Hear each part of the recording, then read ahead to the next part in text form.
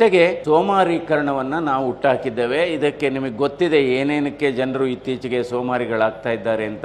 ಮನುಷ್ಯನ ನಿಜವಾದ ಶತ್ರು ಏನಪ್ಪಾ ಅಂದ್ರೆ ಸೋಮಾರಿತನ. ನೀವು ನೋಡಿ, ಕೆಲವರು ಶ್ರೀಮಂತರು ಮನೆಗಳಲ್ಲಿ ಸಹಾಯ ಮಾಡಲಿಕ್ಕೆ ಜೊತೆಲಿ ಇಟ್ಕೊಂಡಿರ್ತಾರೆ, ಮೇಡ್ ಸರ್ವೆಂಟ್ಸ್ ಇಟ್ಕೊಂಡಿರ್ತಾರೆ. ಸರ್ವೆಂಟ್ಸು ಅವರ ಆರೋಗ್ಯ ಚೆನ್ನಾಗಿದೆ, ಮಾಲೀಕರ ಆರೋಗ್ಯ ಚೆನ್ನಾಗಿಲ್ಲ. ಅದರಿಂದ ನಾವು ಎಷ್ಟೇ ಸಂಪತ್ತಿರಲಿ, ಎಷ್ಟೇ ಸವಲತ್ತಿರಲಿ, ನಾವು ಬಹಳ ಮುಖ್ಯವಾದದ್ದು ಏನಪ್ಪಾ ಅಂದ್ರೆ ನಾವು ಕೆಲಸ ಮಾಡಬೇಕು. ಈಗ ನೋಡಿ, ನಾನು ಲೋಕಸಭಾ ಸದಸ್ಯನಾಗಿದ್ದೇನೆ. ಆದರೂ ಕೂಡ ವಾರದಲ್ಲಿ 2 ದಿವಸ ಸೋಮವಾರ ಬುಧವಾರ ನನ್ನ ವೈದ್ಯಕೀಯ ವೃತ್ತಿಯನ್ನ, ಹೃದ್ರೋಗ ವೃತ್ತಿಯನ್ನ ಮುಂದುವರಿಸಿದ್ದೇನೆ. ಆಮೇಲೆ ದೆಹಲಿಯಲ್ಲಿ ಹೋದಾಗ ಅಂದರೆ ನಾವು ಕೆಲಸ ಮಾಡಬೇಕು.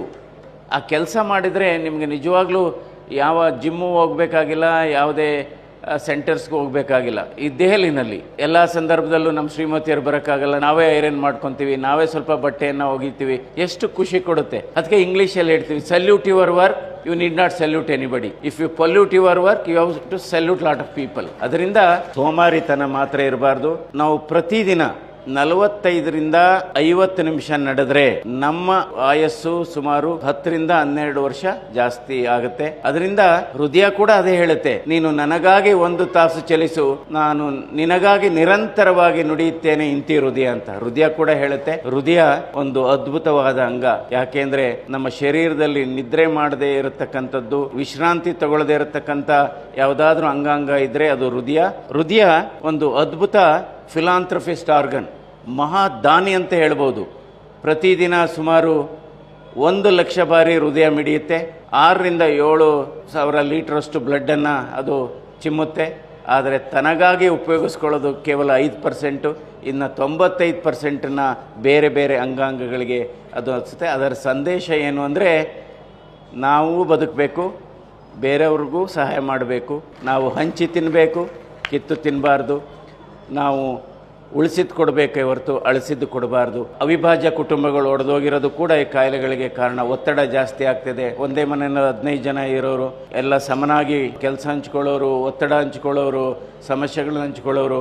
ಇವತ್ತು 2025ರಲ್ಲಿ ಅವಿಭಾಜ್ಯ ಕುಟುಂಬ ಏನಪ್ಪಾ ಅಂದರೆ ಗಂಡ ಹೆಂಡತಿ ಜೊತೆಲಿರೋದೇ ಅವಿಭಾಜ್ಯ ಕುಟುಂಬ ಆಗಿದೆ. ಸೊ ಅದರಿಂದ ಒತ್ತಡ ಅನ್ನೋದು ಬಹಳ ಜಾಸ್ತಿ. ಒತ್ತಡ ಅನ್ನೋದು ಒಂದು ಹೊಸ ಧೂಮಪಾನ, ಒತ್ತಡ ಅನ್ನೋದು ಒಂದು ಹೊಸ ತಂಬಾಕು. ಇವೆಲ್ಲ ಕಾರಣಗಳು. ನಮ್ಮ ಹೃದಯದ ಆರೋಗ್ಯವನ್ನು ನಾವು ಚೆನ್ನಾಗಿಟ್ಕೋಬೇಕಾದ್ರೆ 5 ಅಂಶಗಳನ್ನು ನಾವು ಆದಷ್ಟು ಕಡಿಮೆ ಇಟ್ಕೋಬೇಕು. ಯಾವುದು ಇದು 5 ಅಂಶಗಳು? ಒಂದು ಬ್ಲಡ್ ಪ್ರೆಷರು, ಇನ್ನೊಂದು ಬ್ಲಡ್ ಶುಗರು, ಇನ್ನೊಂದು ಬ್ಲಡ್ ಕೊಲೆಸ್ಟ್ರಾಲು, 4ನೇದು ಶರೀರದ ತೂಕ ಮತ್ತು ಸೊಂಟದ ಸುತ್ತೊಳತೆ, 5ನೇದು ಬಹಳ ಮುಖ್ಯವಾದದ್ದು ಅತಿಯಾಸೆ. Stop smoking, start walking. ಈ ಪರಿಸರದಲ್ಲಿ ಸುಮಾರು 12 ಜನ ವೈದ್ಯರುಗಳಿದ್ದಾರೆ. ಔಷಧ ಅಲ್ಲದ ಔಷಧಿಗಳಿದ್ದಾವೆ, ಅಥವಾ ವೈದ್ಯರಲ್ಲದ ವೈದ್ಯರಿದ್ದಾರೆ. ಒಂದು ಸೂರ್ಯ, ಸನ್ಲೈಟು, 2ನೇದು ಡಯೆಟ್ಟು, 3ನೇದು ಎಕ್ಸರ್ಸೈಸು, 4ನೇದು ಮಧ್ಯ ಉಪವಾಸ, 5ನೇದು ವಿಶ್ರಾಂತಿ, 6ನೇದು ಒಳ್ಳೆ ನಿದ್ರೆ, 7ನೇದು ನಗು, 8ನೇದು ಕೃತಜ್ಞತೆ, 9 ಬೇರೆಯವರ ಜೊತೆ ಮಾತನಾಡುವುದು, ಬೇರೊಬ್ಬರ ಬಗ್ಗೆ ಮಾತನಾಡುವುದಿರುವುದು 9, 10 ಸ್ನೇಹಿತರ ಬಳಗ, 11 ಮೆಡಿಟೇಷನ್ನು, 12ನೇದು ಯೋಗ.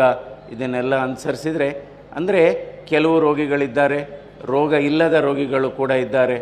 ಅವರು ಯಾರಪ್ಪ ಅಂದರೆ ಬೇರೆಯವರ ಸಂತೋಷವನ್ನು ನೋಡಿ ಅಸೂಯೆ ಪಡುವವರು ಕೂಡ ರೋಗಿಗಳೇ. ಸೊ ಎಲ್ಲರಿಗೂ ಒಳ್ಳೆಯದಾಗಲಿ. ನಮಸ್ಕಾರ.